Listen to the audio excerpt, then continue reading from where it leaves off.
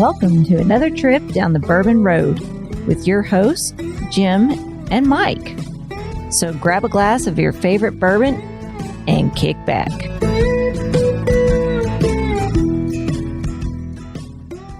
Well, you know, Jim, we're fixing to drink a bourbon that was aged with some heartwood. You know what else I love to have that's made with heartwood? What's that? Some bourbon aged maple syrup from Seldom Seen Farms up in Ohio. He's taken charred bourbon barrels that have been used. He's taken and filled them with that maple syrup, lets them age 6 to 9 months. And then I get to pour them all over pancakes. It's like a fat man's dream, isn't it? Well, you're eating your pancakes and I'm drinking an old fashioned made with it.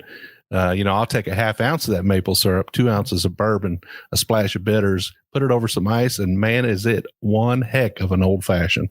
So you eat your pancakes, I'll drink my old fashioned. We'll both be happy. How's that? Yeah. Where can they find this syrup at, Jim? You can find it on seldomseenmaple.com. You can buy it by the bottle. You can buy it by the case. They have gift sets. Check them out. Hello, everybody. I'm Jim Shannon. I'm Mike Hyatt. And this is the Bourbon Road. And today, Mike, we're kind of in Georgia.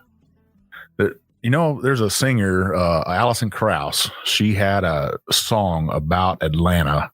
And this is where this distillery's from right here, ASW Distillery. And we got Justin Manglitz, their master distiller on there. He's with us today. Justin, welcome to the Bourbon Road.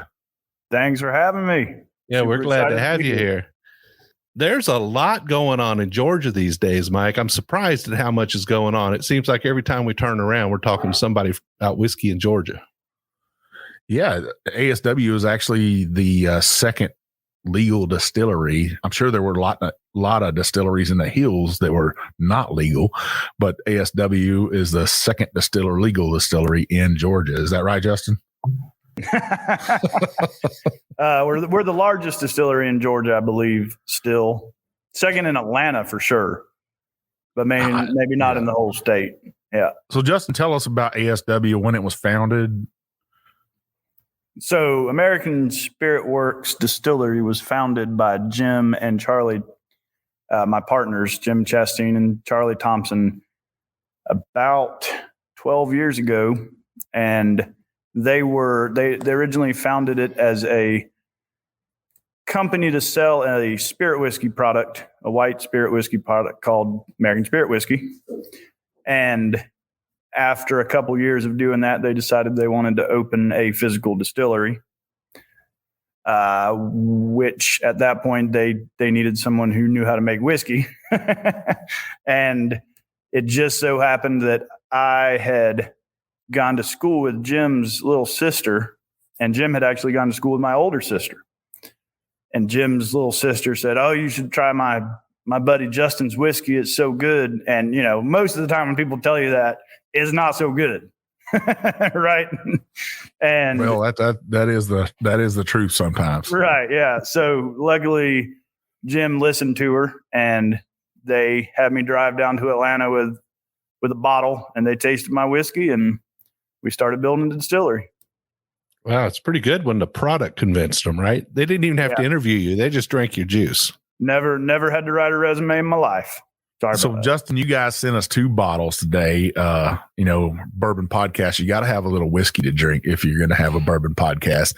You sent us a bottle named the Fiddler, and you got a great story behind that. And then on the second half, we'll be drinking the Resurgence, a rye whiskey. I know Jim is super excited about this one. I'm actually excited about this one too. It's kind of a double oaked rye, Jim. So I know you're really, really excited about it. But the first one we're going to get to is the Fiddler Georgia Heartwood. Tell us about that bourbon and how it came about. Well, the Fiddler is really, the Fiddler bourbon line originally comes from Jim's brain. He found out I'm an old time fiddler. Old time is the Southern Appalachian fiddling tradition, music tradition that predates bluegrass, that Bill Monroe made bluegrass from in the 40s and 50s. And when he found out I was a fiddler, this was probably 2013 or so, he had the idea to do a line of a brand of whiskey called Fiddler, where we would basically find whiskeys that we liked, source whiskeys that we liked, and then I would fiddle with them in different ways, and be upfront about what we were doing with them. And there's been a whole iteration of them. Fiddler Unison, which is our kind of flagship mainline bottle, is actually the way I fiddle with that is I blend my pot still bourbon, high malt bourbon, with a high wheat MGP sourced bourbon. This Fiddler Georgia Heartwood was one of the very first ones. I actually had planned it from the beginning, not the name necessarily, but the concept. Me and my dad, before we even built the distillery, me and my dad, we heat with fire. We heat with wood, our homes. So we went and put down some white oak trees and split out the heartwood, split all the sapwood off of it, and split it down into slab shapes and stickered it up on pallets to age in the sun and the rain on my farm to leach out the tannins and mature the wood. And then I take that white oak heartwood and saw it down into stave shapes and then char it.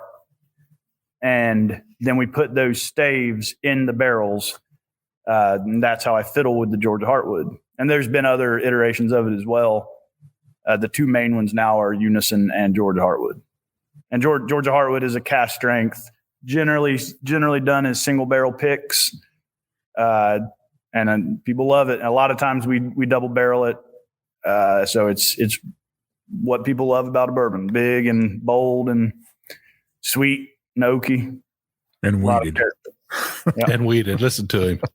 He likes that weeded bourbon. So the one we have today is 115.6 proof. I'm super excited to drink it. Jim, what do you think? I'm ready. I'm itching. Justin, we say cheers to you. Cheers. Nice, beautiful nose on this right here. Oh, yeah. You know how I say walking into a floral shop and they've got all those roses around Valentine's Day and you smell that aroma of roses? That's what I'm getting right here. Yeah, it's sweet and it's got a nice oaky waft to it. I mean, did you say this is potentially double barreled or it is double barreled? That was almost certainly double barreled. Okay. Most of them are double barreled. And then also have large amounts of heartwood. So usually I'll put 20 to 30 staves of heartwood in it for usually 8 weeks or so. So it's actually triple oaked. There you go, triple oaked. Yep, triple oaked. I'm definitely getting all that out of there. That almost a nice, rich cereal note. I always say honey smack'em's one of my favorite cereals all the time. That frog on there. I'll say let's drink some. Cheers. So, like I said, Georgia Heartwood is generally done as single barrel. So each one ranges from very different to a little different from the next. Both because we do, as all your listeners are aware, individual barrels can result in pretty unique spirit. And then when you put it in a second barrel, you're adding another X factor, right? That second barrel is also going to generate its own uniqueness in the spirit. And then the heartwood itself, whether I put 20 or 25 or 30 pieces and how long it sits, that contributes some difference. But then also, the wood itself that I'm putting in it can be a little different. And sometimes we'll do little special ones. We did one where we took all the most heavy charred ones and we called it the alligator barrel. It was really good. Well, Mike, I was thinking how soft this was entering the palate up front. So it's kind of funny how it just eases over the front of the tongue, kind of sneaks up on the middle of the palate and gives you a little bit of sizzle on the back. It's got some spice to it, some barrel spice, a lot of oak there, but man, is it soft up front. Yeah, that's the wheat. I was going to say it's creamy almost, like a heavy cream. And then once it gets to that back though, boy, that barrel spice, it takes a hold like a wildcat or something trying to grab a hold of that tongue. And you say this is 3 to 4 years? That's over 4. If that was from this year, it was more like 5. Yeah. So do you guys have other weeders that you're laying down right now for future bottles? And most of not only stuff that I make. I make 30 different whiskeys here on my stills in over time. I mean, mostly I concentrate on the Resurgence rye malt. So it's 100% rye malt. We sell a lot of that. Then I make Duality double malt, which is 50% rye malt and 50% cherry smoked malt. We sell that in both cask strength, which is usually in the 105 to 110 range, and we sell it in an 88 proof version. That's usually coming out of 30-gallon barrels, so it's pretty wood forward, but it's also got that wood smoke from the cherry smoke malt that it can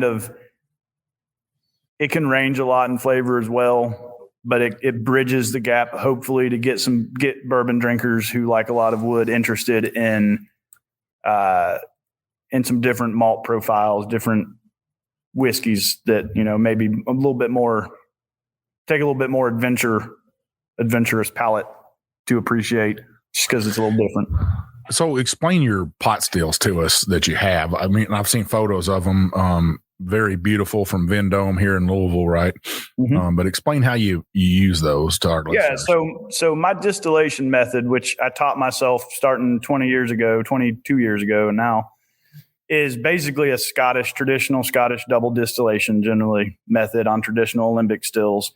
But when I built this place and designed the equipment for it, I wanted to do something a little different that I was pretty sure would work, which was so in Scotland, everything is distilled from wash. So there's no grain in the fermentation and distillation. It's all made from essentially like beer. It's the grains separated pre-fermentation in the lauter tun, and then it's distilled as a wash. Their distillation method in alembic stills produces very clean and very flavorful spirit. That's what I'm used to making. At the same time, the American innovation, when people came to America to make and started making whiskey, the grains that grow in America easily, rye and corn, you can't really treat like that because they don't have a husk material that allows them to be separated in the mashing process. So they're generally, historically, they started making them in a grain-in fermentation and distillation method. So the entire mash, cereals or malts, whatever, all went into the fermenter and fermented, and then all of that went into the pot. Well, when you put all of that solid material in a traditional pot still, which, until 120 years ago, that's what people were using, that extracts a lot of flavor from those solid materials. So I wanted to, and that's how bourbon is made up in your area in Kentucky. It's mash going into a continuous column still. And I wanted to combine those two aspects because I thought that's how I would get the most flavorful whiskey possible, was to pull as much flavor as possible from the grains going into the mash, specifically malts going into the mash, and then distill it in the way that I always had, which is easy to tailor to pull more flavor while leaving undesirable stuff behind in your cuts. Wow. So my pot stills, Vendome. So if I had stills made in Scotland by Forsyths or somebody, they couldn't accommodate what I wanted to do, because the way they put heat into their stills is usually with a steam, either a coil inside or a double walled cylinder, and that causes your grain inside your still. If you put mash in it instead of wash, that causes it to scorch, which I know Woodford has found that out and has tried to deal with that. What I did is I wanted to have Vendome build me a still that I could put mash in, but that the top of it was basically a Scottish still. So my stills have a steam pan in the bottom, which means I can heat them at the bottom while I'm running my agitator to keep the mash from sticking, right, from scorching.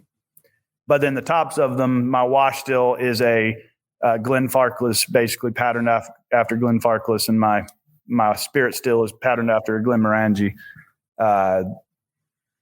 So the shapes of the stills I chose to push the whiskey towards what I wanted it to be. And, I was pretty sure that all that would work, and it does.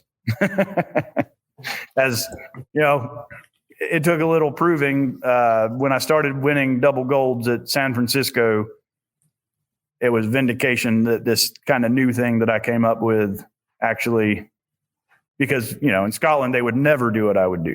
They would never have, their notion is that if you put solids into your wash still, your mash still, you're going to mess up your whiskey. It's going to carry over tannins, whatever. That's not the case. Well, you're not trying to be Scotland. You're trying to be Georgia. Yeah, I'm just trying to be me, Appalachia. Georgia, right? Appalachia.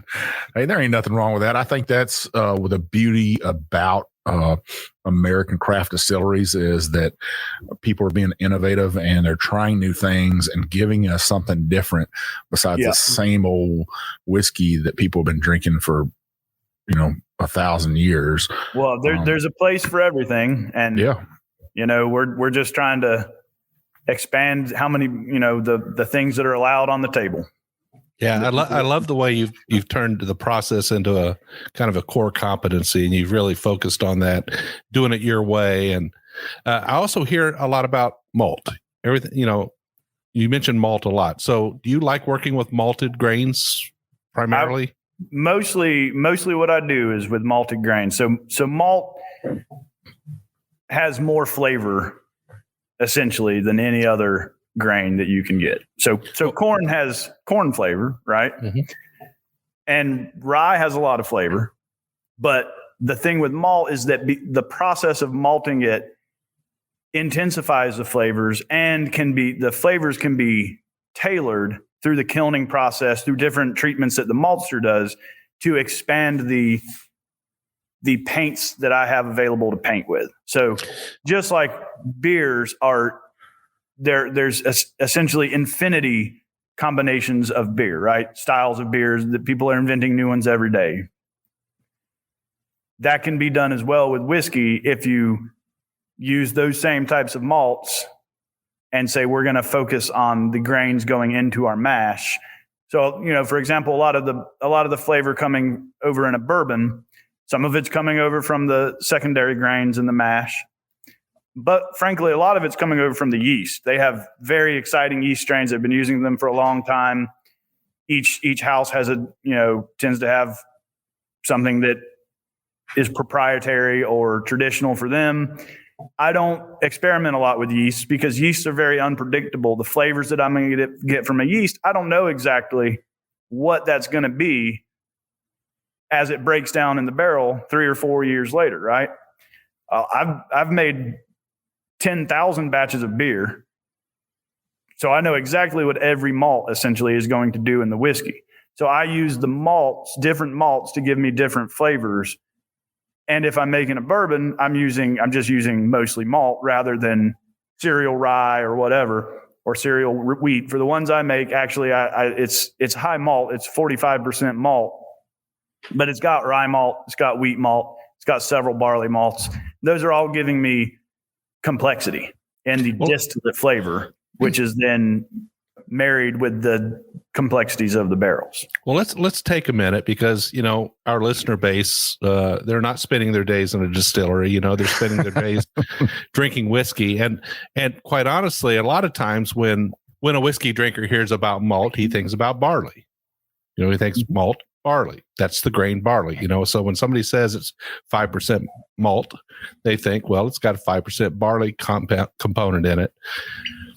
But malt is actually the process of allowing a grain to sprout partially and then drying it out. Right, exactly. So in Scotland, legally, malt can only be barley.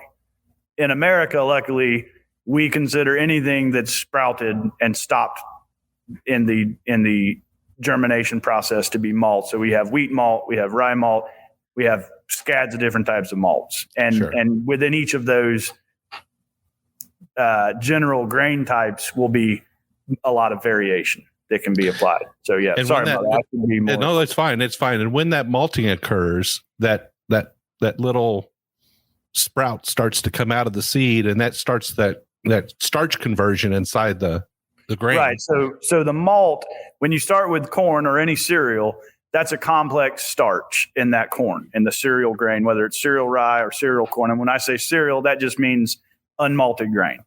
So if I start with corn, I've got to break that starch down, that complex starch down into a simple starch by cooking the corn before I can break the starch down, the simple starch down into sugar, so that I can have the yeast convert the sugar into alcohol.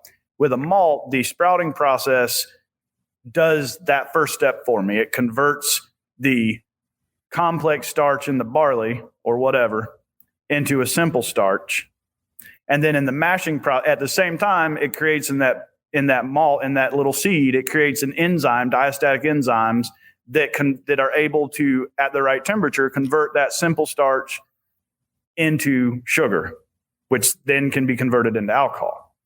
So malt not only skips a step, lets you skip a step, but it also gives you a little more access to different flavors. And I'm sure people would argue with me on that. That's my take on it.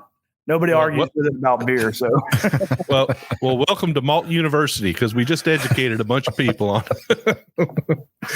We really appreciate you taking the time to give that explanation, because sometimes I think we lose people in the process of our conversations, and it's nice to back up a little bit and slow down. And they'll remember that. What do you think, Mike? I think it's great breaking it down to where a simple fellow like me can understand it and kind of understand what he's drinking in a glass. The process, us 1% whiskey drinkers want to know everything there is to know about whiskey and the process of it, and what craft distillers like yourself are doing, and how they're coming up with that formula to make it a better whiskey. I love it. I think it's just fascinating, and that's what I love about craft distilleries, and I think that's what our listeners love too, Jim, right? About craft distilleries, because they aren't just buying a book and saying, okay, this is the way I'm going to do it, the way Scotland's doing it, or this the way Kentucky does it. This is not the way Canada is doing it. I'm going to do it my way in Georgia, the way I want to do it. And you want to buy it, come buy it. Well, the thing about me and Jim is we love that kind of stuff, and I can tell you, here is some praise from the Weedy King of Kentucky. This is some mighty fine weeded whiskey right here. I love it. Jim, it's got that long finish that you're looking for, right? A little bit of hug, man. A little bit of hug too. A little bit of hug, a little bit of wildcat in there that'll, like I said, grip that tongue. Those pop rocks that we're always talking about. I thought after I sipped on it, it's still kind of sitting on my palate.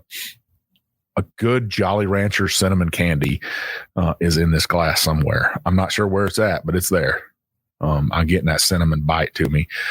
So Justin, fine whiskey you guys got here. I can't tell our listeners enough.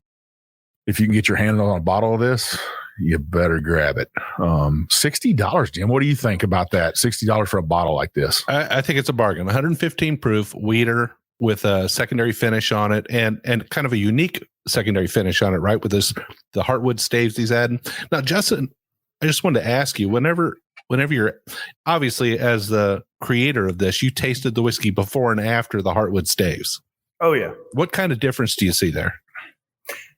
Well, it does add a lot of oak. It adds some tannin, adds some structure. The flavors that it contributes, honestly, they can be pretty varying. Every stave is a little different. The depth that the char gets, the depth of the toast under the char on a particular stave. I try to kind of pull from multiple boxes of staves where, they're not too wildly different, but they are complete. I'll send you a bottle of pre and post if you like, and you can compare them. How about that? That would be tremendous, because this is exceptional whiskey. It's really good. It is a single barrel, so we can expect some difference, right?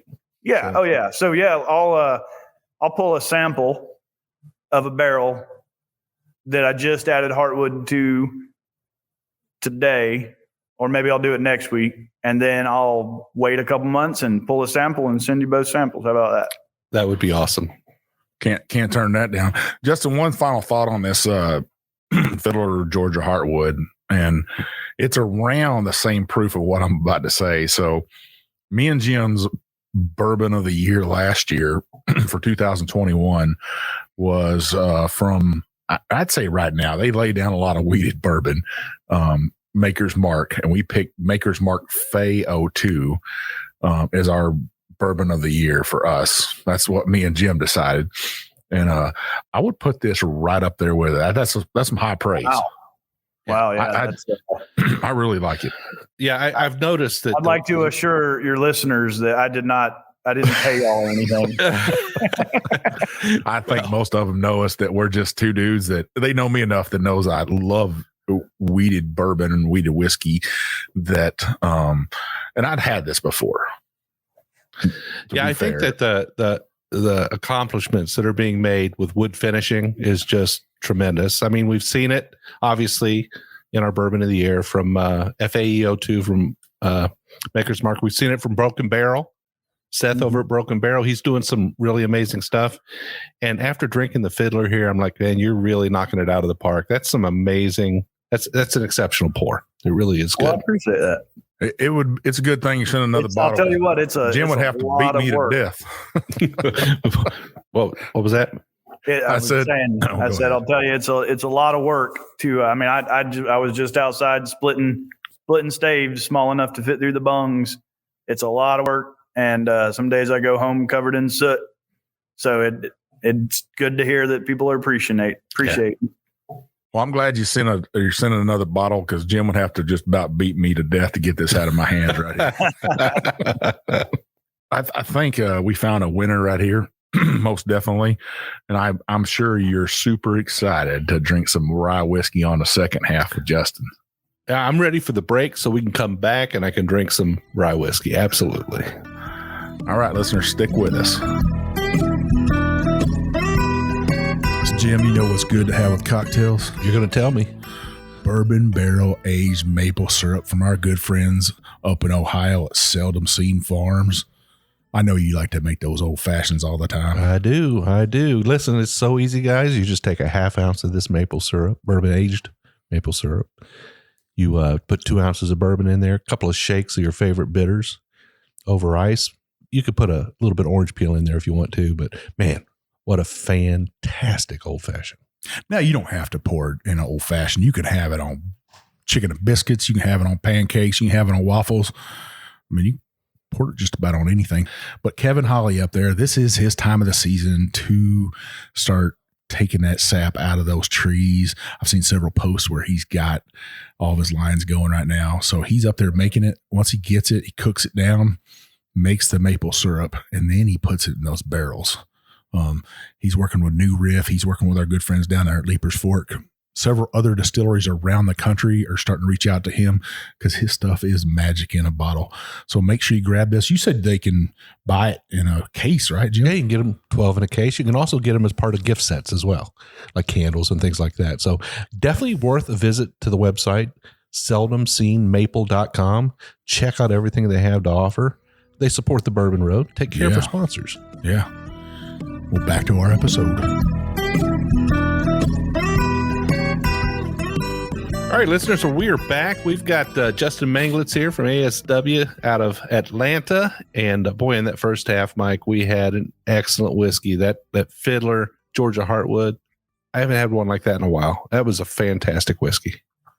Yeah, I feel like my face is a little red right now. I feel that whiskey working itself. I'm feeling pretty good right now. I love it. I think had two pours. When that whiskey's that good, you drink a little more than you should, right? Yeah. I loved it. But on the second half, we got some of their Resurgence Rye. It's a double copper pot stilled or distilled rye malt whiskey.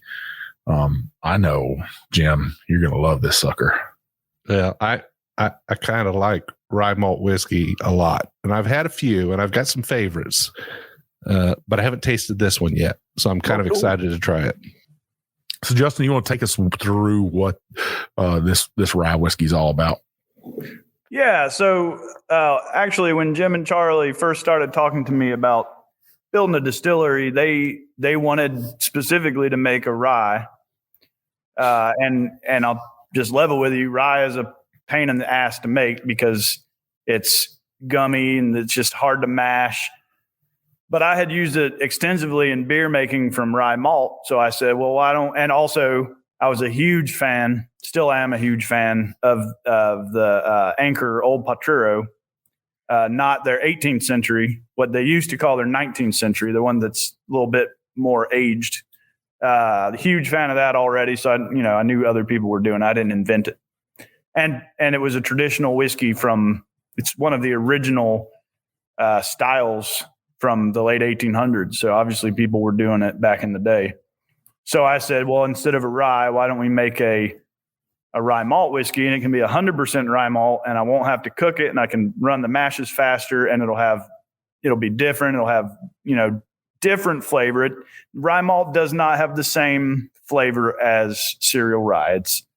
It changes it a good bit. It's still rye. It's still noticeably rye, but it is a fairly different than if you have a 95.5 rye where it's mostly cereal rye. It's not going to taste like that. And it has also got about 3% chocolate rye malt, which is a rye malt that I get shipped in from Germany, which I've been using that in whiskey for 15 years, that rye malt, that chocolate rye malt, to acidify the mash and add a little bit of complexity.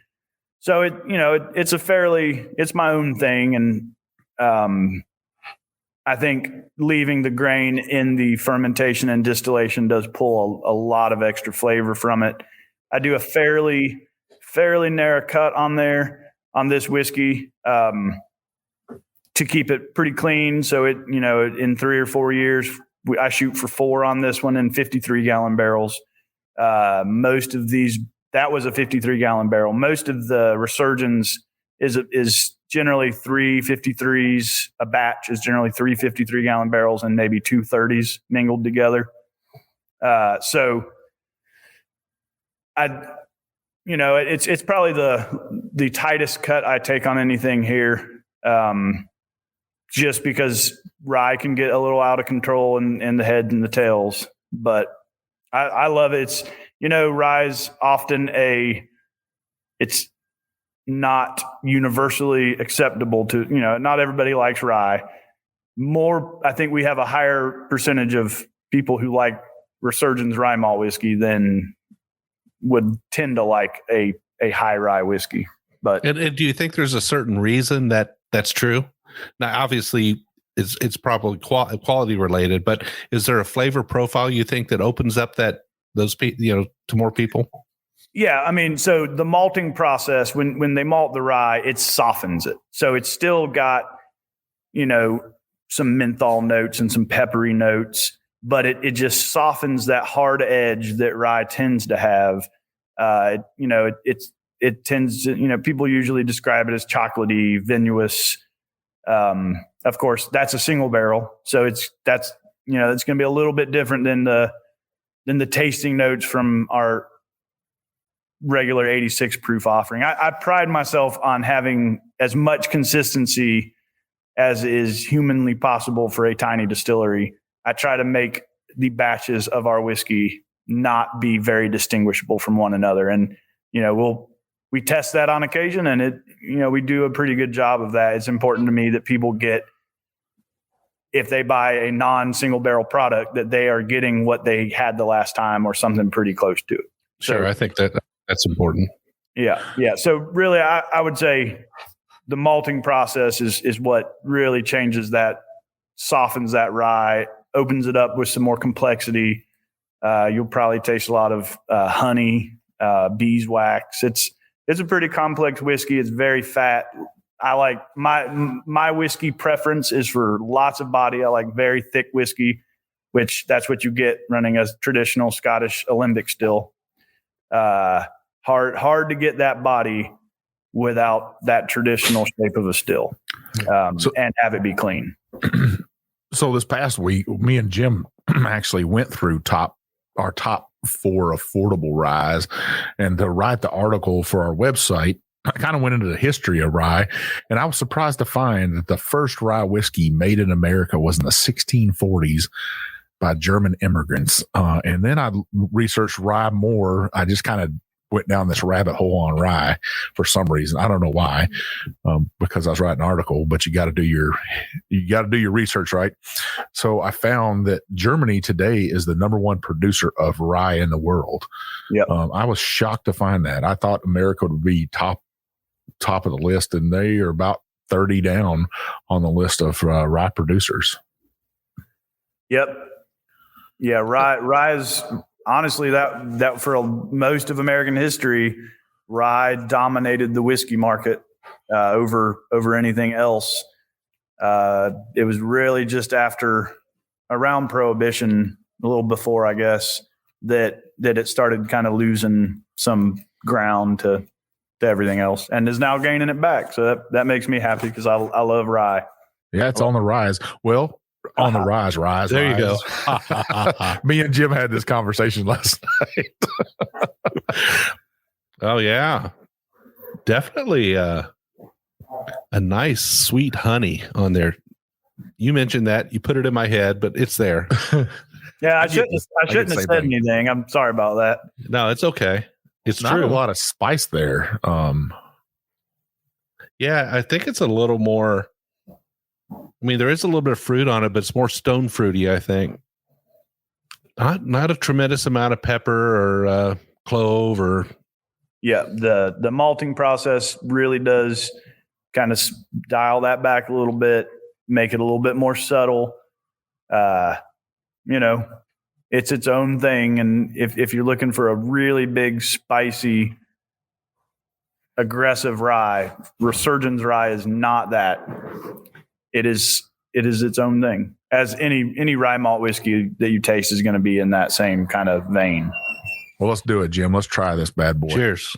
Cheers. I don't even have a bottle of that here to taste along with you. You must have got the last bottle.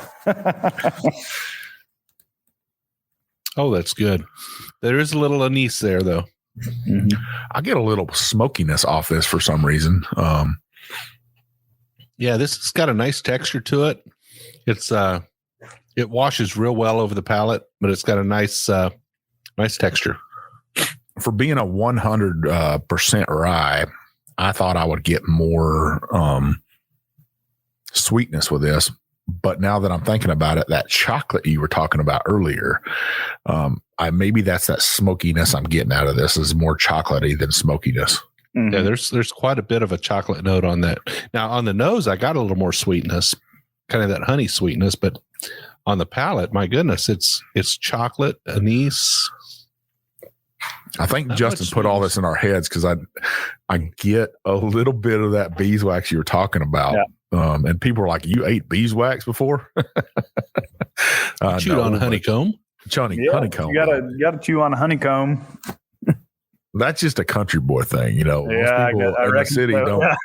They don't get that. They don't get those kind of things when we talk about them. When we talk about honeysuckle, when we talk about whorehound candy from the store, they don't get it. Me and Jim are just a different cut though. We're different cut of people. Yeah. This is if rye scare you away, if rye's kind of keep you at arm's length, I say give a malted rye a try. It's definitely a different animal. This is a little softer. It's got that sort of that honey nose on it. The palate is it's not aggressive at all. It's very, very comfortable sipper. I don't know how else to say it. It doesn't jut out too much in one flavor profile or another. Just got a nice balanced palate to it. I like it. Of all the whiskeys I make, Resurgence probably has my favorite nose of all of them. Now on the bottle itself, what's that bird all about? Can you tell me about it? Yeah. So Resurgence is the motto of Atlanta from Rise Again, after Sherman burned it. So rising from the ashes is the Phoenix, which is Atlanta's motto or emblem logo is the phoenix rising from the ashes of war.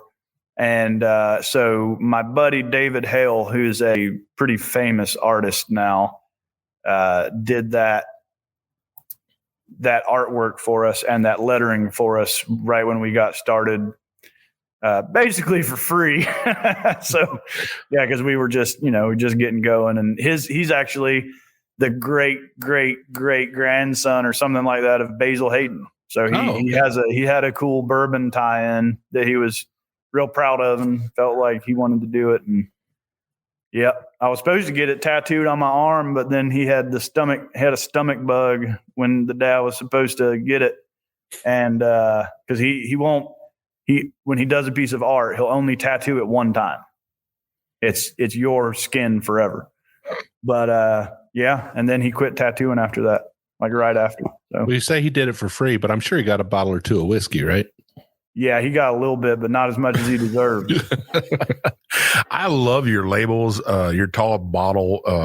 It's kind of that bottle of a Willet, Jim. Yep. When we made the decision pretty early on that we wanted to let the liquid stand on its own, not do a crazy bottle, try to have decent labels, and really focus more on the contents of the bottle. And frankly, that's really paid off here in this bottle shortage, because we have a fairly basic standard bottle we've been able to keep in more or less supply of, rather than, I know a lot of the folks that have really custom options are hurting to get them made and stocked in time. And all looking for alternatives right now. So yeah.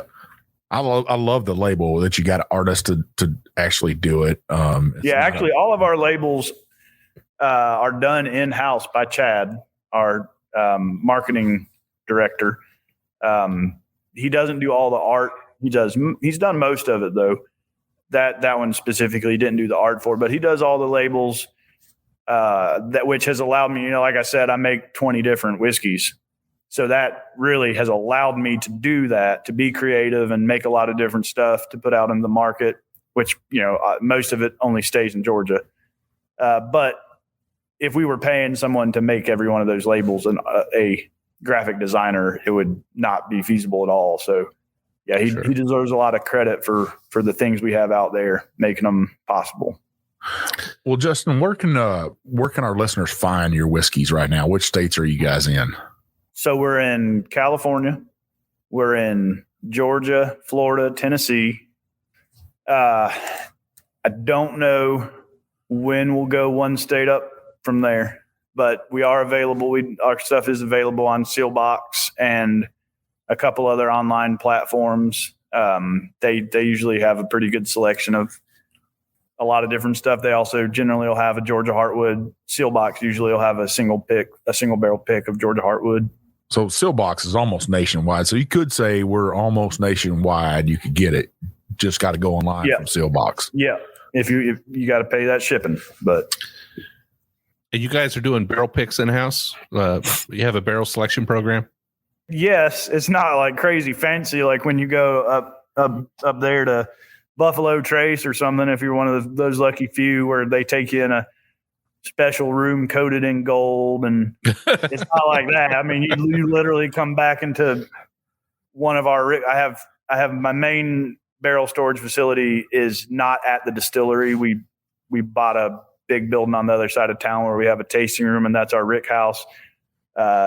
Most of the barrel picks do run out of the distillery, but we do have some over there as well. So yeah, you're actually going in the plant to pick the barrel, and usually people pick from 3 or 4, and yeah, it's pretty hands-on. Well, one of the partners will usually join, or a sales guy. So do you come in there and play the fiddle for them too? I haven't played the fiddle here, but one time this year, which I don't know if people are happy or sad about that. Well, I mean, hey, Buffalo Trace don't have somebody playing a fiddle to them. I mean, hey, I'm just saying. Old time fiddle's not for everyone, let me say.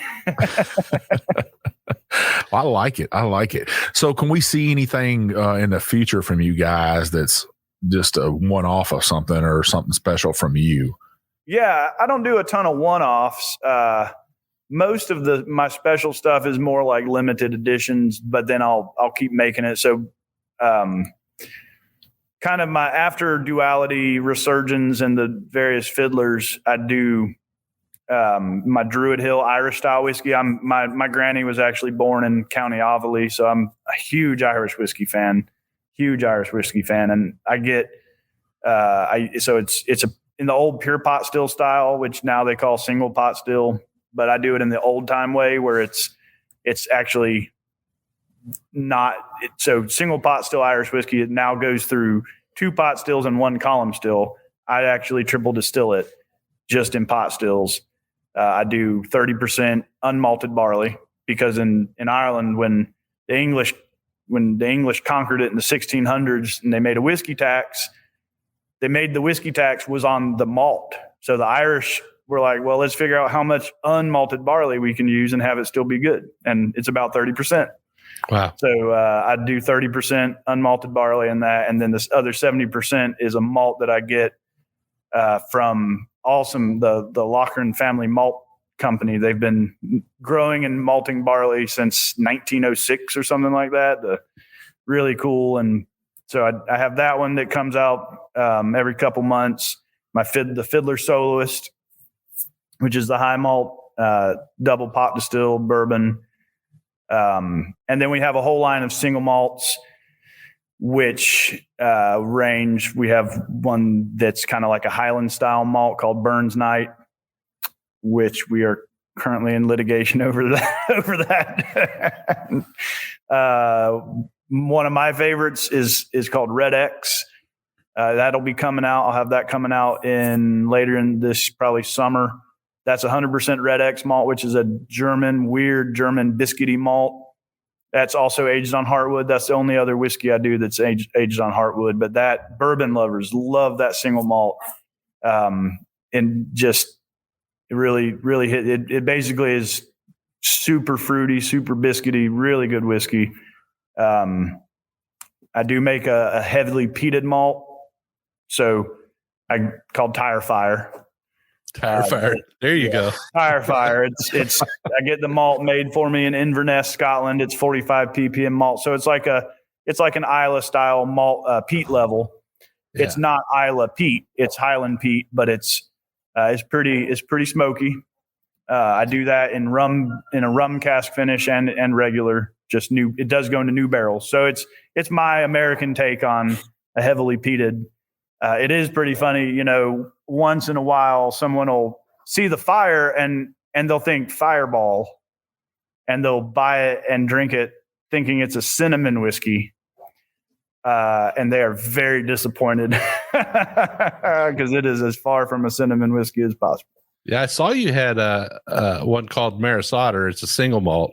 Yep. That one won Best Craft Whiskey at San Francisco in 2020. No one really noticed because it happened like the week of the COVID shutdown started.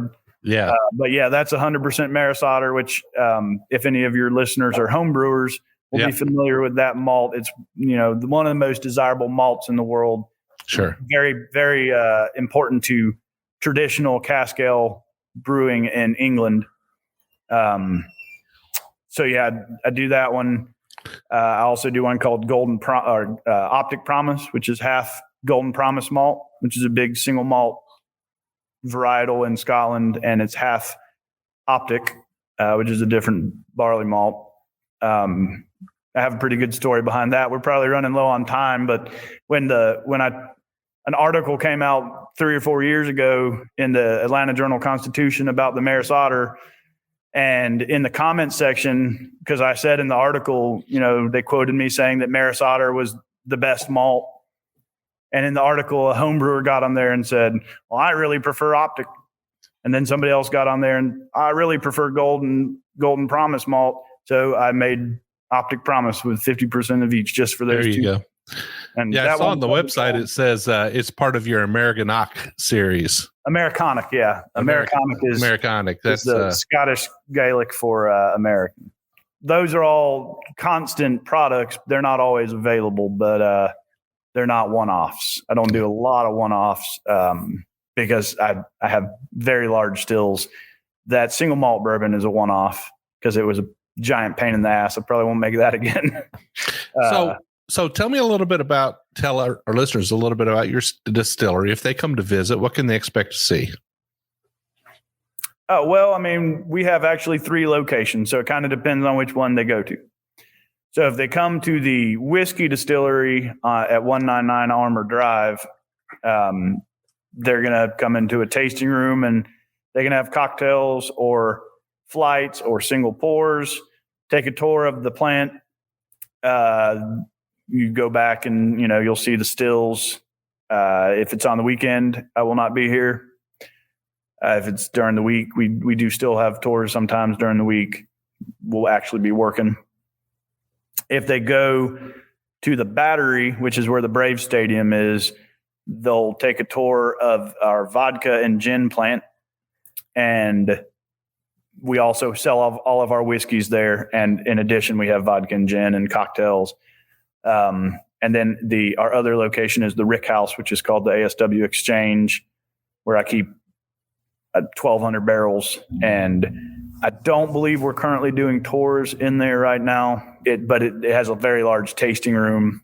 It's actually in a complex with 4 or 5 breweries and restaurant, and also some restaurants. So we call it Malt Disney. It's a little area where a bunch of breweries opened their second locations or a few of their first locations. So that's a whole. If they come to Atlanta and they want to do a whole bunch of stuff at once, that's the place to go, because there's a lot to do in a little area. If they don't specifically want to see some big copper pot stills. So the Walt Disney for grown-ups in Atlanta. Listeners, you got to go visit. You got to go get some of this whiskey in your hands. You can come whoop up on me if I'm wrong, but typically the only person I'm usually wrong with is my wife and Jim. Yeah, well, no, not so much with me, but definitely we're wrong with our wives. You're right about that. Yeah. Justin, where can our listeners find you guys on social media? Well, you can find us at aswdistillery.com and also at all the major social media outlets, ASW Distillery on Instagram and Facebook and the Twitters. You're not dancing on TikTok yet, right? I don't have a TikTok, but maybe I'm gonna have to tell Chad to make sure that we get you dancing on TikTok and playing that fiddle. Right. Love it. I'd love it. Well, Chad, or let me say that, Justin, before we leave, we talked about doing a giveaway with you. What do you got for one of our listeners if they can answer one of your questions? Well, I'd love to send out a bottle of, how about I send one of our 5th anniversary bottles of single barrel cast strength Druid Hill Irish style. That's one of my favorites. I'll send one of those out with a hat or a shirt, something that won't break. Awesome. That's pretty amazing of you. So listeners, pay attention right now. Pay attention to the Big Chief. So you're going to get a bottle of their whiskey. You're going to get some swag with it. Only if you can tell me what type of music Justin plays on this fiddle. You got to know it. And you also got to show that you follow them on Instagram and on Facebook. I'm sure they would appreciate that. Well, Mike, where can people find us on the internet and on the social medias? Well, you can find us on Instagram, TikTok, Facebook, Twitter, almost everywhere, Jim, these days. The main place you can find us at is our Facebook group called the Bourbon Roadies. Some lovely people in that group drinking whiskey from the bottom of the shelf to the top of the shelf. I wish you could see Jim's whiskey shelves right now. He's got hundreds of bottles back there on the shelf, but we're drinking from all of those. And that's what we want you to do, is be able to drink in our group without being harassed by other whiskey drinkers saying, how can you drink that? We want to see that. We want you to live life to the fullest. So come in our group. You got to be 21. You got to love bourbon, right, Jim? That's right. You got to love bourbon. Who doesn't? And we don't tolerate any rudeness in there. So we ask you to agree to play nice in there. So please come into our group, join it. We do great giveaways like we just talked about with ASW. What a fantastic bottle of whiskey they're going to give away, Jim. I think it's pretty damn amazing. Yeah, I think so too. So we do 2 shows a week. We do a short episode every Monday where we kind of highlight a craft distillery, a single expression. We tell you whether or not you ought to add it to your bar. We also do a longer episode every week. We do a 1 hour episode, usually 2 30-minute halves. It'll get you to work and get you home. It's like today with Justin Manglitz from ASW. We had him on the show, and we hope that you enjoy that show. We'd like you to listen to both shows every week. And Mike, how can they be sure that they won't miss a single episode? Well, you want to go to the app you're listening to us on right now. You want to scroll up the very top, hit that subscribe sign, that check sign, that plus sign. That'll let you know that we got 2 shows coming on, or our show just came on. You can also scroll on down, hit that 5-star review, leave us some comments. If you don't, you know what's going to happen. I'm going to grab my big friend, the big bad booty daddy of bourbon. He's going to come over bringing some of this ASW whiskey. Maybe even Justin will travel along with us with his fiddle. We'll drink it all night, listen to some fiddle music, some of that old time Appalachian music. Listen to that all night. By the end of the night, you're going to give us that 5-star review, I guarantee. But seriously, those 5-star reviews, those comments help us get great guests on like ASW and Justin. It opens those doors, gets great whiskey in our hands to tell you about. We'd appreciate it. So you can reach out to Mike and I. We're very approachable. You can always hit us up on our website. We have a contact us page there. Fill it out. Ask us any question. We'll be happy to get back to you. You can also write us emails. I'm Jim at thebourbonroad.com. He's Mike at thebourbonroad.com. But like we always say, probably best to hit us up on our DM on Instagram. I'm JShannon63. I'm One Big Chief. And we'll see you down the Bourbon Road.